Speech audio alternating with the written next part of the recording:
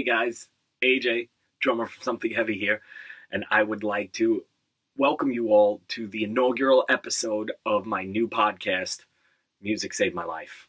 I've been wanting to do this podcast for a very, very, very long time, and New Year, I figured, what the hell? I finally got up off my ass and I did something. Set it all up, got it all good to go, and here we are. My whole point behind this podcast was I know I have a lot to say about how music has affected my life and has saved many aspects of my life. And in talking to friends, they have stories that they haven't necessarily told yet that they'd like to get out there and let us know how music did save an aspect of their life, whether it be writing, playing, going to a show, listening, something to where they turned to music to bring them back in, to ground them to what they really needed in a rough patch in their life that they were going through. That's the whole point of this, for them to come on and tell their story, and maybe you can connect with them in a story that they tell, and they'll see some of our other podcasts, and they'll be able to connect with your stories. If you guys like what you see and what you hear, hit me up. Like down here or over there, wherever it is. I don't know where it is on these screens. I'm new to this crap, so I have no idea. But if you like it, give me a thumbs up. Let me know. Leave me some comments. I'd love to have you on the show in the future. My first guest, you guys know. If you don't know him, you've been living under a rock. He has a podcast of his own that he does with another very good friend of ours. It's very, very entertaining to watch. They're one of the reasons why I said, all right, I have to do this, because I love watching theirs, and I hope you guys love watching mine just as much. That's really it. Enjoy. That's a record. All right, it says it's recording. So what's up, everybody? Welcome to the first episode of Music Saved My Life. And like I said in my intro, if you do not recognize this guy right here, you need to crawl out from underneath the rock that you have been hiding under. This is video, right? I got video. They could see you. They could see your beautiful face and our beautiful practice/recording studio that you have built in your home. Everybody, Mike Wahmann. Hey, what's going on? I'm glad you joined the bandwagon, the podcast bandwagon. Yeah, I mean, this only took what? I've only been saying I was going to do this for like a year. Yeah, yeah, and it's funny, like it's for me, like I've been doing like podcasts and internet radio and all that kind of stuff for years now, Mm-hmm. and it's amazing how many people want to get into it, but they're just so intimidated by everything that goes into doing it. Yeah. And for me, it's just like, yeah, just do this. But well, how many times did I say to you, dude, I need to know what I need to get this up and running? And you're like, hey, jackass, you have it all. You just need to plug it in and do it. Yeah, that's the thing, man. Like, and any of my friends know this already, but when it comes to like the recording stuff and everything like that, if I could help set you up, like I want to, because it really isn't that hard. I figured it out. I mean, I've been doing it for a long time now, but I ended up figuring it out. Everything is way more intuitive nowadays. Yeah. So it's a lot easier to do now. Mm-hmm. I mean, nowadays they have Jim, I think, has this like USB microphone. You don't even need an interface or anything. You just plug it right into the computer, and it's what I'm working off of right now. But I mean, everything is just so easy now. So yeah, I'm glad that you're finally doing it. Took you long enough. Yeah, I know it took me long enough, but I had said that once I got it up and running, I wanted to have you on as my first guest, just to shoot the shit and get through this. As you know, the title of the podcast is Music Saved My Life, and we'll get into some aspects of that later on. People do know you. They know you from the multiple bands that you have played in, you've helped record in, you've done guest vocal spots on, you've done guest guitar spots on. It's like I consider you like the Dave Grohl of Long Island, dude, because you're everywhere. Anybody needs something, they oh yeah, I know Mike. You could call Mike, he'll do it. Not a I problem. appreciate that. That's actually pretty cool. I'll take Dave Grohl.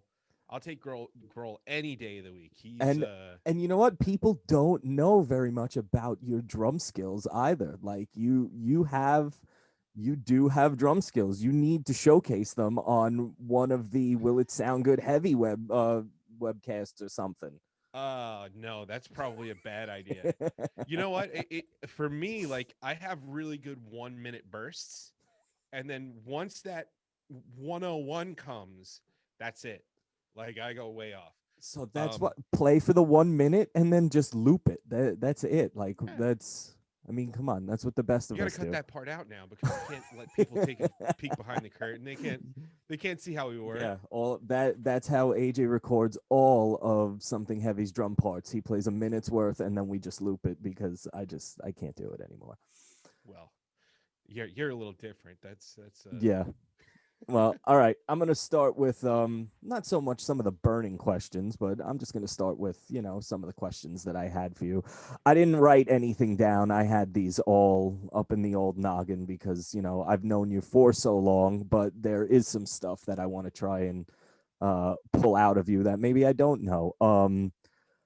How, if you remember, how old were you when you first were like that? I want to be a musician. I want to play. And was guitar your first instrument? so for me. It was funny because it all just hit all at once. Mm-hmm. Um, when I was younger, I really didn't listen to a lot of music. I had I probably had like an MC Hammer cassette, and like I had my Ninja Turtle like the movie soundtracks and the Ghostbuster movie soundtracks. I was all about like those things, Okay. and that was my music uh, per se, and I wound up moving to Nassau. Yeah, I was living out east in Mm-hmm. eastern Long Island, and moved to Nassau, and I ended up meeting our mutual friend Todd, Mm-hmm. and I don't think I've ever said this like to the world or on a podcast or anything like that, but really all of this, I gotta say, it's Todd's fault. That's funny.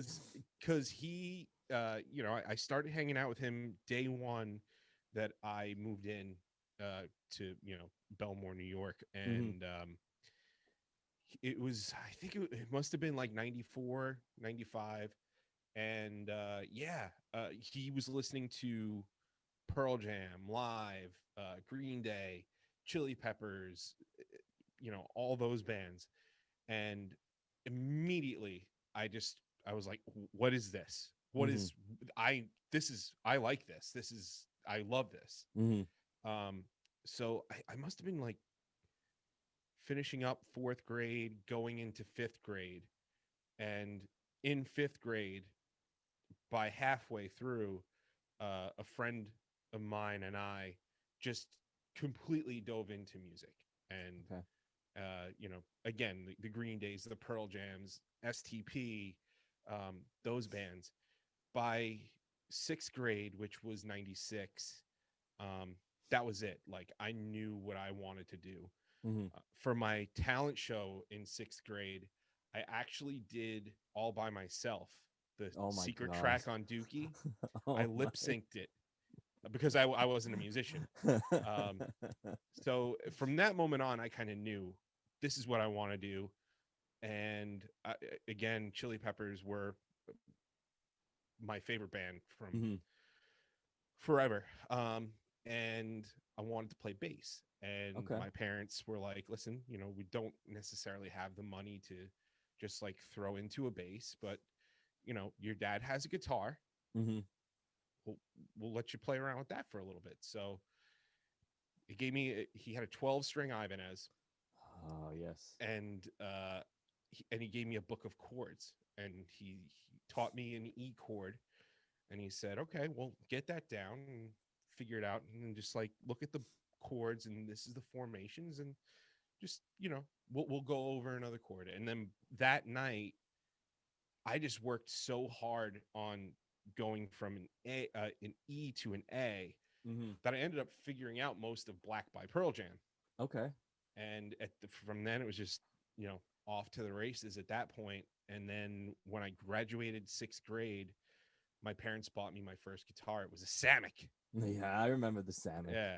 And to this day I still have the body. I actually rebuilt it. I Mm-hmm. made another guitar out of it. And yeah, just that's how it all started, man. Yeah. So yeah, I was a guitar player first, uh self-taught. Mm-hmm. And that was kind of that's how I started. Because I know when I met you, man, I don't, dude. I honestly, I don't even remember what year it was that I met you. I know exactly where we were. Your band, it was Breakline. You guys were playing at Our Lady of Mercy Academy, Yeah. and Yeah. I wound up going with my buddy Aaron because we were friends with Joe, and he was like, "Yo, come to the show. Guys are invited, girls aren't." It was an all-girls school, and we were like, "Yeah, hell yeah, we'll go." Yeah, And that's not a hard no, sell it's right not a there. hard sell at all. But when I met you, um, I walked up to you and I was like, wow, this guy, like I could already feel like the style. It was the jeans, the shell toe Adidas, the red independent sweatshirt that you had. I still remember that with the big cross on the back of Yeah. it and everything, and the black hat. And I was like, man, this all right. I got like the same style from this guy. And then I saw you get up on stage and start playing guitar, and the energy that you had, it was like you said, I felt like a lot of the style that you were playing was taken from Frusciante, just the stage presence that you had. Yeah, for me, so again, Chili Peppers, and so when I first got into them, I was really young, and Mm-hmm. Navarro was their guitar player. But as you go back and you go, okay, Blood Sugar Sex Magic, and I mean, that record is just, it's so good. It's It so good. is. Even It is. today, I love it. And a lot of people don't, based on what I play now, people don't really get that vibe from me. But Mm-hmm. that's that. Chili Peppers were my number one for a very, very, very long time. Yeah. But yeah, what I learned about Frusciante is that he he was all about feeling, Mm-hmm. and something that I like I said, I went to a couple lessons. I didn't keep up with them. Mm-hmm. I have no theory, Yeah. zero theory. Uh, it's all self taught, but something that I learned from Frusciante is, there's a big difference between like a technical player that you can just hear the notes, Mm-hmm. and then there's people that play and you can feel what they're doing. Mm-hmm. And Totally. that's something that I always dove into because I got into music because of the feeling it gave me. So that's how that went. Mm-hmm. And yeah, that was '02. I had just graduated high school, Mm-hmm. and Matt was the singer of my very first band. And I've said this story a million times, and basically flaked out of my first band. And Mm-hmm. he ended up calling me that summer, and he was like, well, you didn't go to college. I got some guys, we want to start a band. And there I was. I started this band with Breakline with those Mm-hmm. guys. So yeah, that was, I want to say that was probably our first show. I don't remember for sure, but Yeah. I think it was. It listen, what a place to have a first show. It just, Yeah, man. besides Single the guys, just yeah, besides the four dudes that you brought, well, that we came, us four, besides the band, you have a school full of all girls. Like, yeah, you can't go wrong with something like that. yeah. When they said, "Hey, this is going to be what our first gig is," I'm in. I'm in. Yeah, no, I don't care. If how long we playing? 10 minutes, 3 hours? Yeah, I'll play. Yeah. Yeah. All right. So fast forward a bunch of years. I'm gonna start to get a little. I don't want to say a little dark, but a little in depth and stuff like that. I'm not crying. You are. Yeah, exactly. For people that don't know you as well as maybe I do or some other people do, um we do know that Mama Wayman, um she's been she's been the biggest fighter of the very rare carcinoid cancer, and she's been like the most vocal person I've ever met about it, and she's got like the she's so damn strong, and she's got so much drive behind her. It's really something that you feed off of when you speak to her, and when you talk to everybody in the family about it. Walk me through how old you were when Mom was diagnosed, and like some of the emotions that set in with that, and how you were able to cope with it at that time. So what's funny about that? I mean, it's not funny, but um, looking back in hindsight, we could say it's funny. But um, she was misdiagnosed for shit, uh, like a decade. Like Really? it was a long time, Wow. and I mean, it was to the point when she just kept pushing and pushing, and she's like, something is going on, something is going on, and every time they would diagnose it with something else, they run her through the treatment, and it just wasn't it.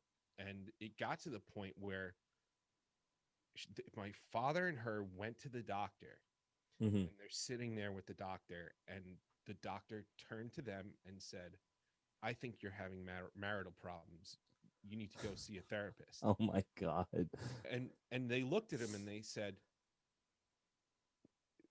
we are here together. Hmm. My husband didn't send me here alone. He's Yeah. here holding my hand, trying to figure out what's going on. Yeah. I don't think we need therapy. We need a fucking answer. Yes. um, and yeah, that's something that a lot of people don't know. But yeah, it took a long, long, long time to figure something out. So my mom was sick. My mom was sick a lot, Hmm. and finally, it must have been around when I was in 11th grade or so. Hmm. That's when we finally got the diagnosis. And when you hear the C word, you hear cancer, you automatically just like you're freaked out. Hmm. Um, it was the very beginning of the internet age, so it, information was there, Hmm. but it wasn't as rich with information as it is now. Yeah. Um, it's crazy to think that we lived in an age when you couldn't just look something up on the internet. Hmm. Um, but that's how it was. So, my mom isn't the type of person that's gonna go, oh well, that's it. It's over. Yeah. She had been fighting already for a decade, so it was like, all right, well, I'm just gonna keep fighting and figure this out. And the more and more she got into it, at that time it was still like AOL, so Hmm. she was a part of email groups and things like that, and she ended up working her butt off so hard that she was just like, you know what, I'm going to use the information I have because people don't know enough about it. She just busted her ass getting information and figuring Hmm. things out and stuff. And she was like, well, I have all this information, I know, and I know what it's like to get diagnosed and have nobody to say, listen, but it is going to be okay. Hmm. um, and so she started a support group, and that snowballed.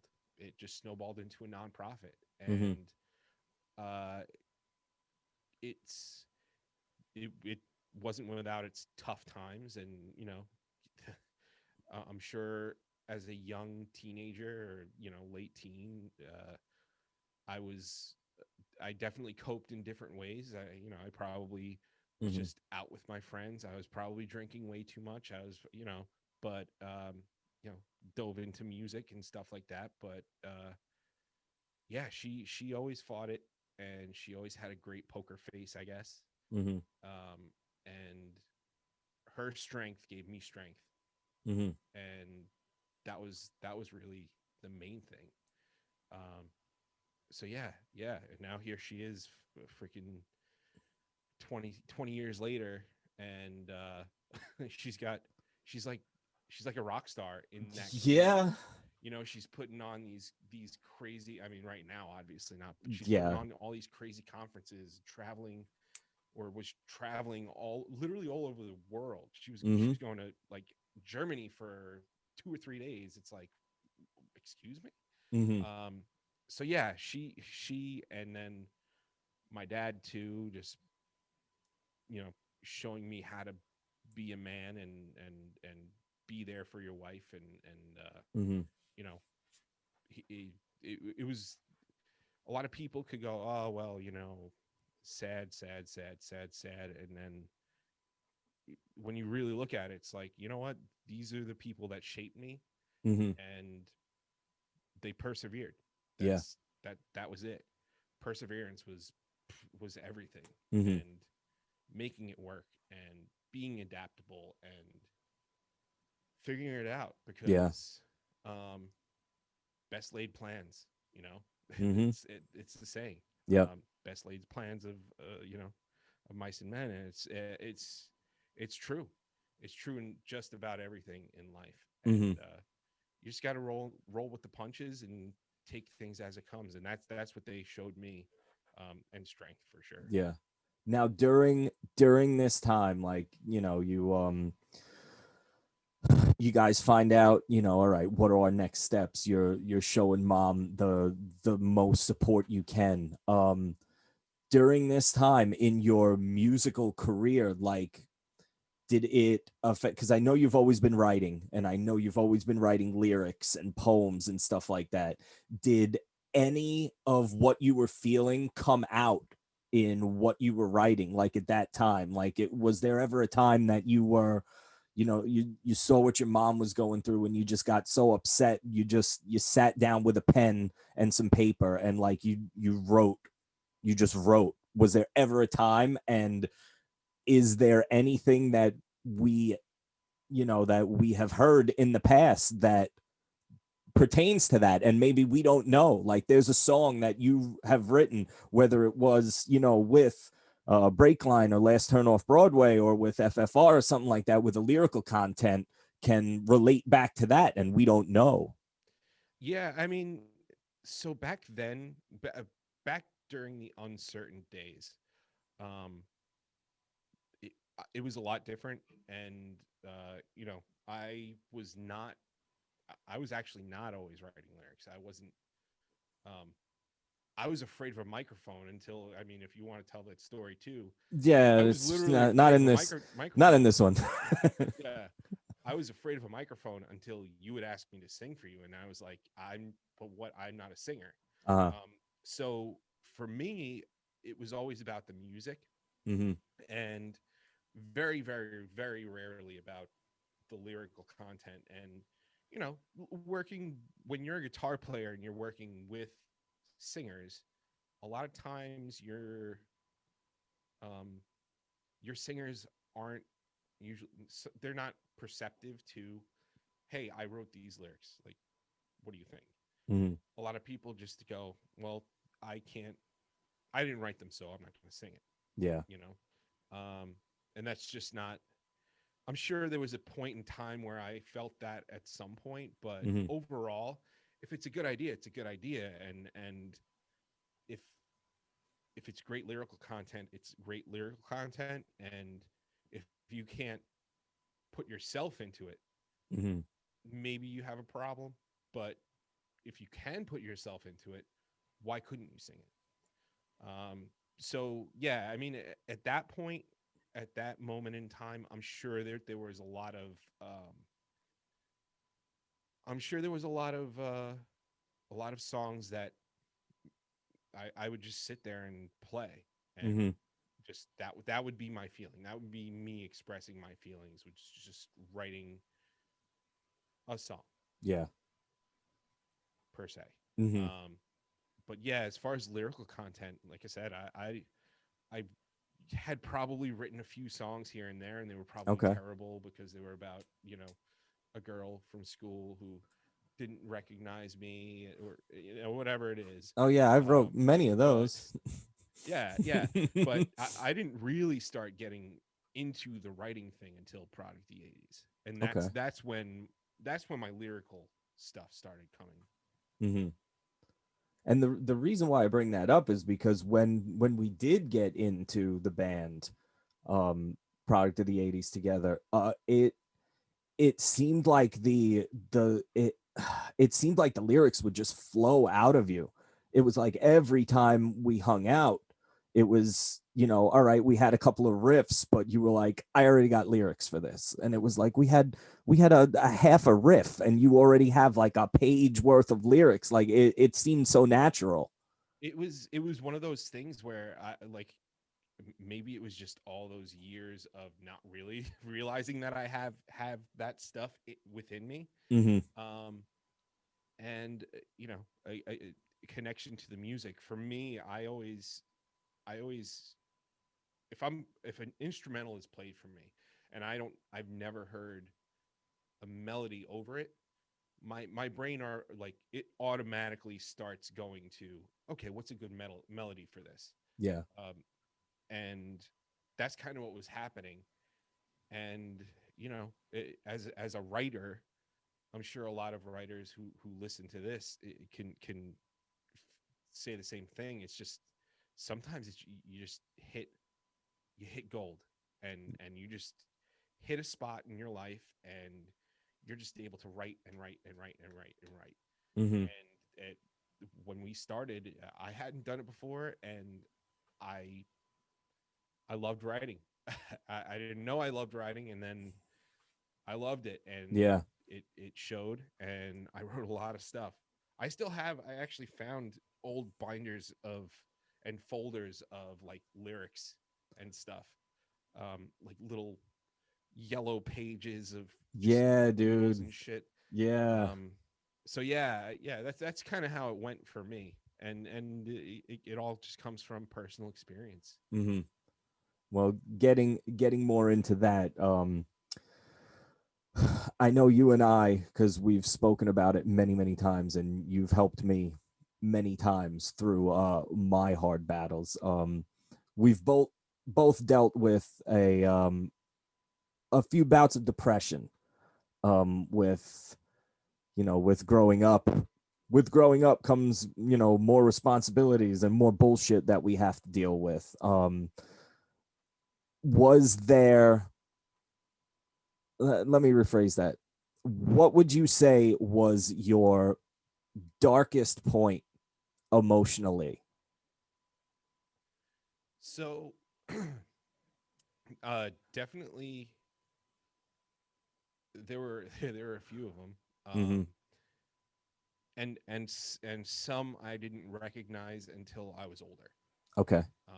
Something it's weird because you go through a time in your life that things just suck, and you're really having a hard time. But I was 20, 21 at the time, Mm-hmm. so I was like, shit, I can drink now. Mm-hmm. And I probably drank my way through it Yeah. until I wasn't anymore. And I grew up, so I mean, definitely, it would definitely be and you were there too. The in between my bouts in Psy Uh-huh. that was a really low. Mm-hmm. And then there was also a time in uh, relatively recently. I mean, probably within the past, probably like 2 or 3 years. While I was in LTOB, we were recording our second EP Mm-hmm. that ended up not actually coming out. We ended up just releasing them as singles, but that was my my other really bad one. That's when I was actually diagnosed. Okay. Um, and then you know I've struggled with it a couple times.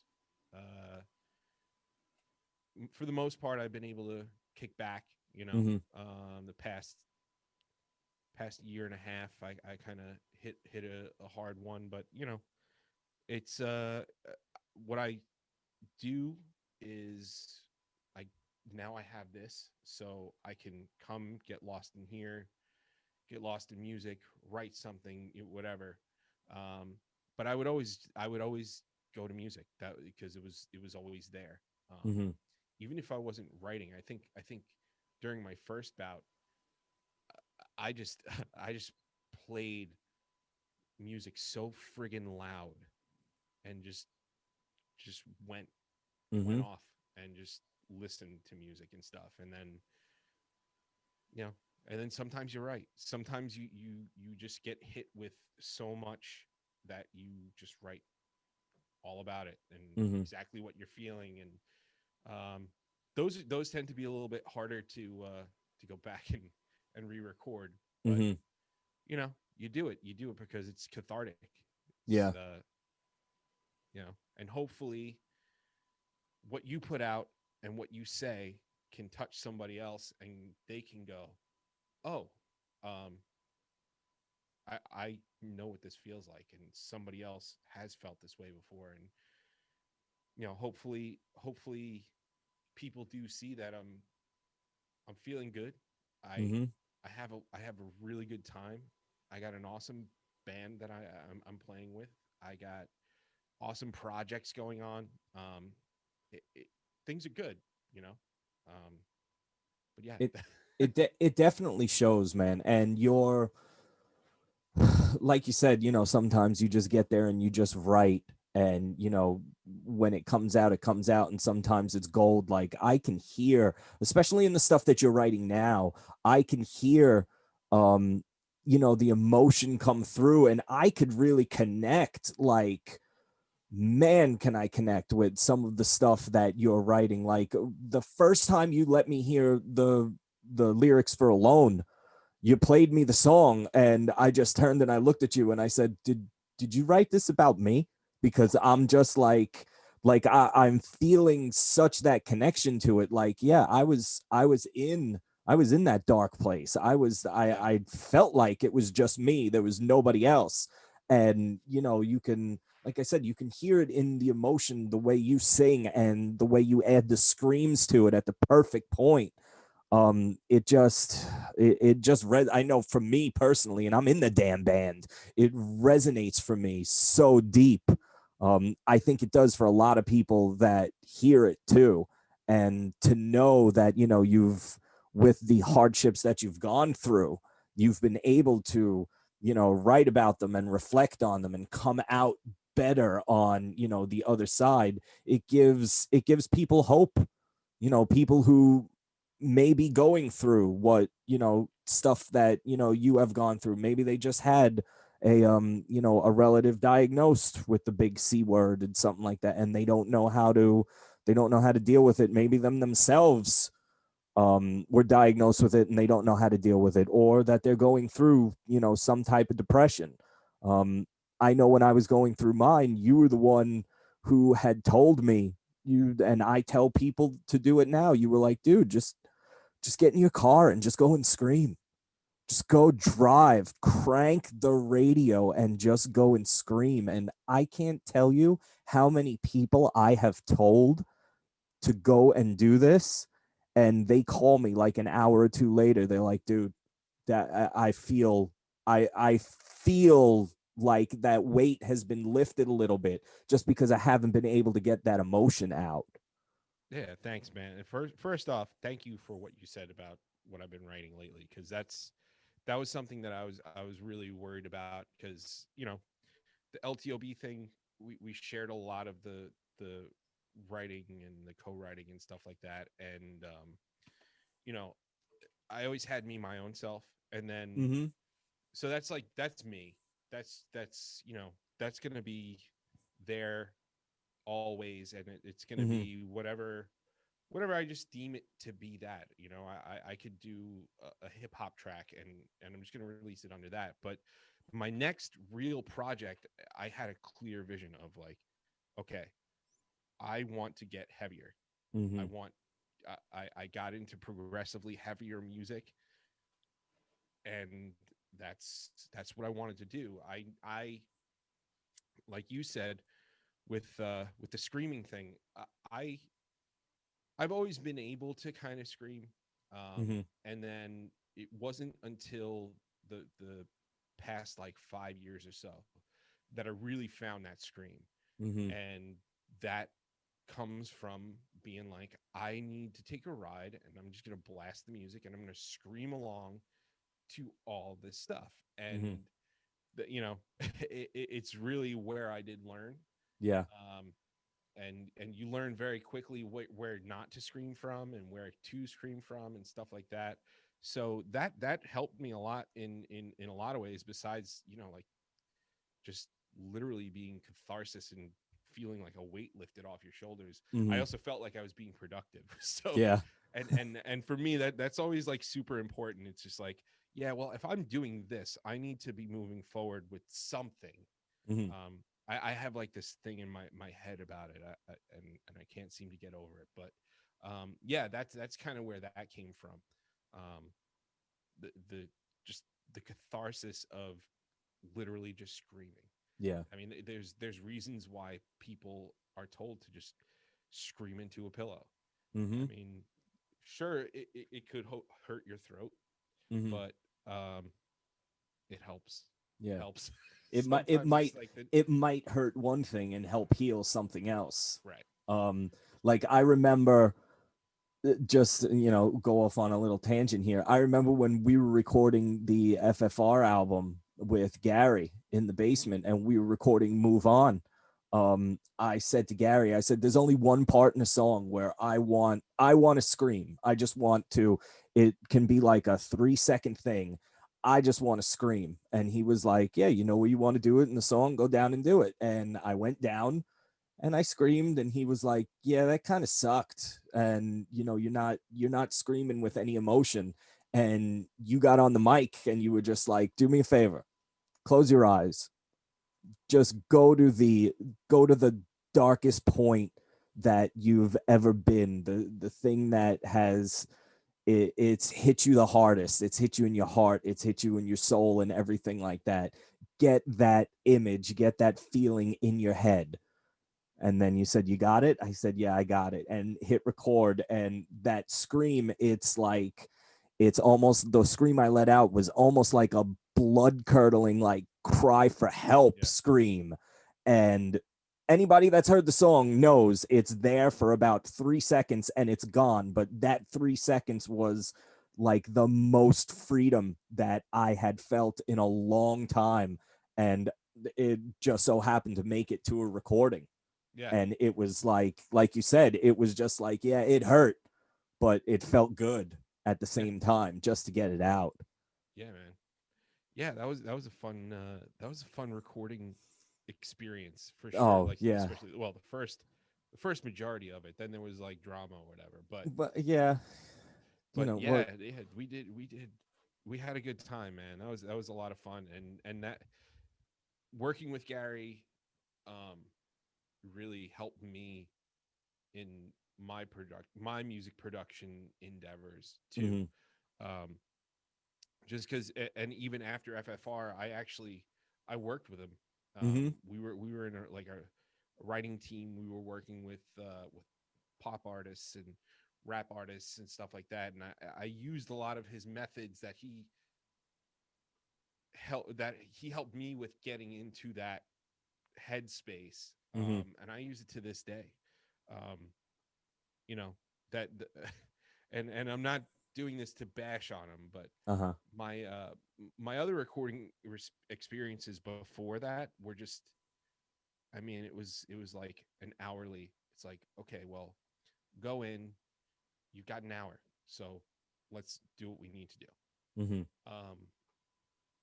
And you know, the John the Cat thing, Uh-huh. John Gatto, I love him to death, and he just made me never ever want to go into a studio for the longest time to sing Yep. because it was rough. It was rough, Yeah. man. Like It was I like felt like forced. I felt like I was letting him down every take I took, and I was like, Uh-huh. fuck. Yeah.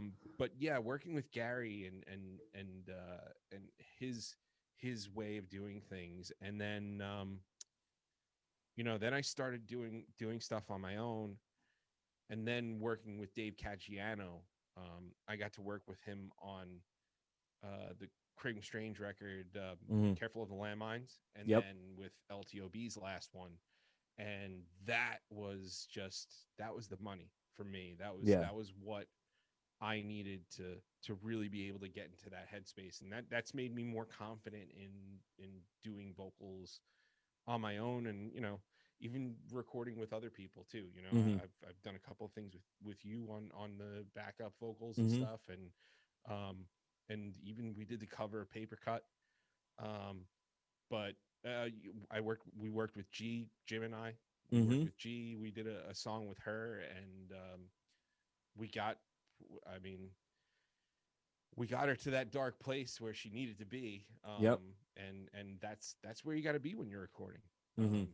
That's where the oomph comes from, and Yeah, that emotion, yeah. it doesn't matter the note. I mean, obviously if you need to hit a note and it's completely off, Mhm. that's that's not good. But Yeah, of course. it's more about the emotion.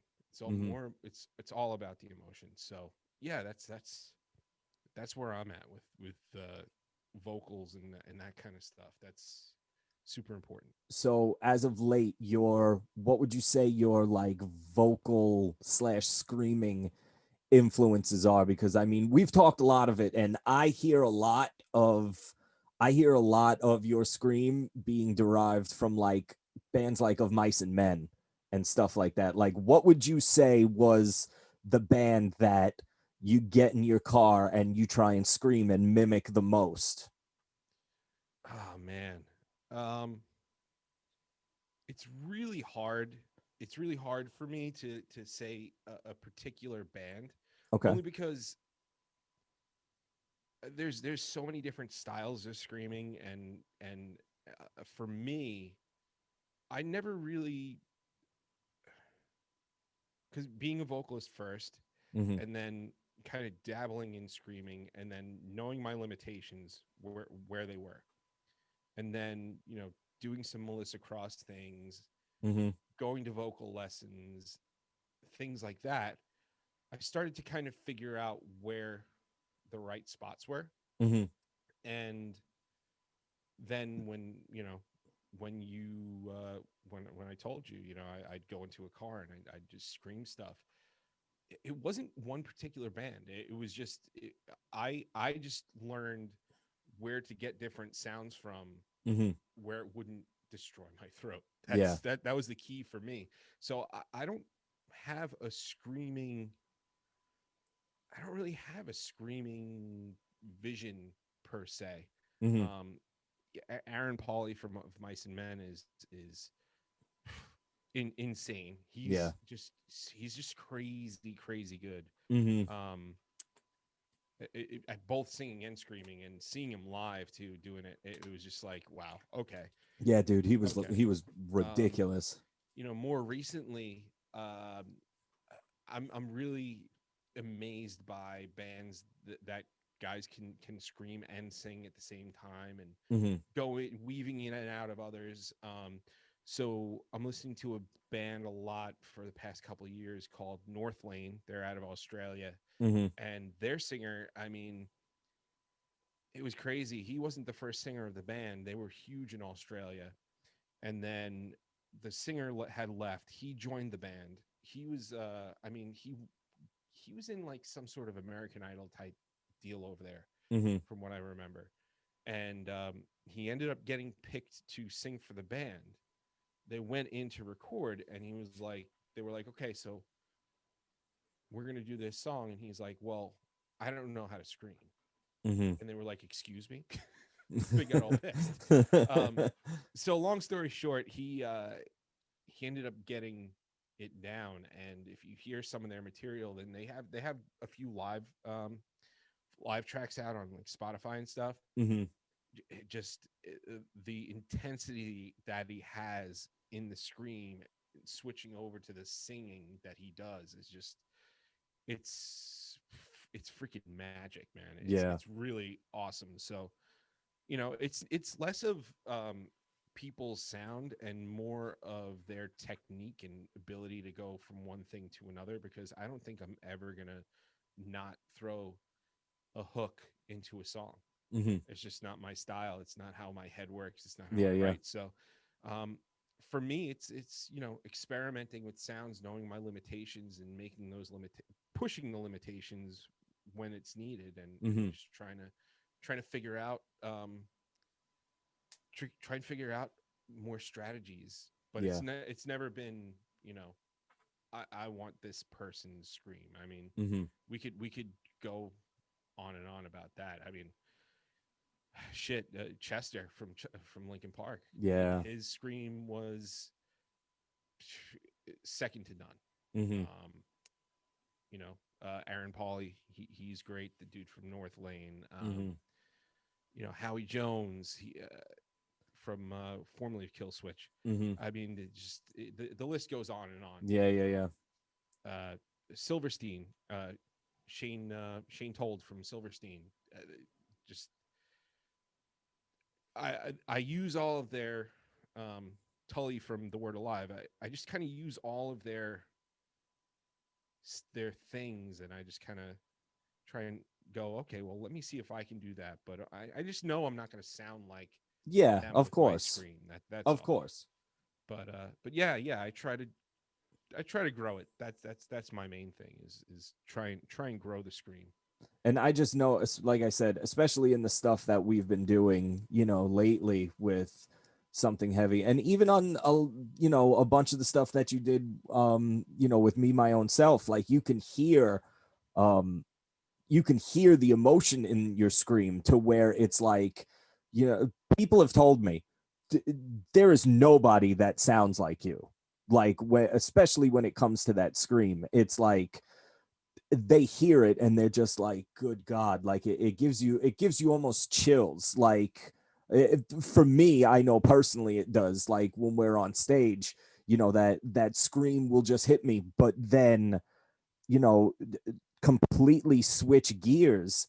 And if you listen to the lyrics, for instance, first time is the last time, like we did the completely like ripped down version that's just you and a piano. And that's a lot of people heard that version first before they heard the heavier version, and they were just listening to the lyrics and the emotion, like it just like I don't know. I don't want to sound like the fruitcake here, but that song almost makes me like well up when I hear it, just from what I'm hearing, because like the lyrical content, I'm like, wow, I was like I was there. I'm there. I've been at this point. And then to hear the amped up version, and just you have that, there's still that emotion there, but it's a different type of emotion because of the scream. And then you sing the chorus and you could just feel it, you feel it building, building, building, and then it just goes right back into that scream. It's just awesome. Like I said, you could just feel Thanks, the man. emotion in the voice. It's unbelievable, unbelievable. Thanks, man. I appreciate that, dude. And yeah, I mean, nothing like. I mean, I don't think people have ever told me your scream reminds me of. Hmm. Um, I've gotten. You get the older folks at our shows before, and they're like, Yeah. "Hey, you guys, I mean, you sound a lot like Metallica," and it's like, Yeah. no, we don't. No. But thank No. you, Yeah. Why? Because um, because we play heavy guitars. Yeah. All because right. there's a Sure. distortion on your guitar, and there's Yeah. a double bass playing. Yeah. But yeah, I mean, that's for me. That's kind of uh, the coolest thing to hear from people, where they're like, you know, I can't I can't compare your scream to somebody else's, Hmm. and that's like, okay, good, good, thank you. Yeah. if you like it and you can't compare it to somebody else's, I'm doing my job. Yeah. Awesome. All right. Couple of off the cuff questions before I start to wind down here. Um, I know some of the answers to some of these, but some people may not know them. Um, All time go to band. You're having a horrible day. You got shit news at work. You got shit news at home. You're upset about something. You either go into the studio or you go into the car and go to band. What are you listening to? Okay, right now, I would definitely say the go-to band right now for some sort of day like that is going to be Beartooth. Hell Um, yeah. yeah, um, yeah. Caleb Shomo does. He talks so much about depression and things like that, and I mean, I really get his music, Hmm. and it gets heavy as fuck, and that's okay with me. Now would you say same band that's like after you listen to it, you can take that deep breath and you could say, all right, I'm back to where I need to be. I could refunction as a human again. Is it that Yeah, band? yeah. I mean, it's different at different times, you know. Like, Hmm. I mean, this morning was Parkway Drive. I, Yeah. I went into work and it was just, and I'm not talking the latest record. Hmm. Talking the like their older stuff where Yeah. there there's no there is no melody at Hmm. all. It's just balls out screaming Hmm. and chugging and riffs and just like, oh. Yeah. um that was my morning this morning. That was how I was going to get going today, because it was I knew it was going to be a day. Yeah. So Yeah. but yeah, it's different all the time. I see, for me, I don't, um sometimes I'll fixate on a band, Hmm. but for me, I really like, and Jen, she actually kind of makes fun of me when I do it, though. Is I listen to the Spotify mixes. So Spotify makes mixes for you based on what you listen to, Yes. and a lot of times they'll throw in something new. Hmm. And so I don't necessarily have a go-to band right now. Okay. That's why I said Beartooth, because that um, disease record is just awesome. Yeah. Um, but uh, I go to a genre, Hmm. and I kind of that's how I discover new music too. Is because sometimes they'll throw something new in there, and I'll go, "Oh, this sounds awesome." I'm Yeah. gonna go to the page and then listen to the band in general. So yeah, I think that's Beartooth is my thing right now. Of Mice and Men is probably another, like, close second. Hmm. Silverstein is up there too. So yeah, I got a lot of bands right now. It's hard for me to commit. Pinpoint one. Yeah, I know. Yeah, That's a loaded it's question. always I love Deftones. I love asking that question because it's like, you get people thinking like, "Oh, damn, is it this one? Is it this one? Is it this one?" All right, so then I'll peel back and open the curtain a little bit. Guilty pleasure band that people would not expect you of all people to listen to. Oh, let's see, man. That I got a bunch of those too. I mean, um, so I like pop music. Um, Good music is good music. Period. Hmm. If it's got an awesome hook, it's awesome to me. Yeah. So yeah, I'll sometimes I'll listen to pop music. Lately, honestly, it's been absolute trash. Yeah. Um, but right now, Halsey, she's incredible. Hmm. Um, I just did the Lady Gaga cover. Yes. Um, so she's always fun to, like, throw on every once in a while. I used to like Jewel a lot. I do remember that. That I remember. Yeah, everybody made fun of me for that. Um, yeah, I mean, like I said, man, good music is good music. Yeah.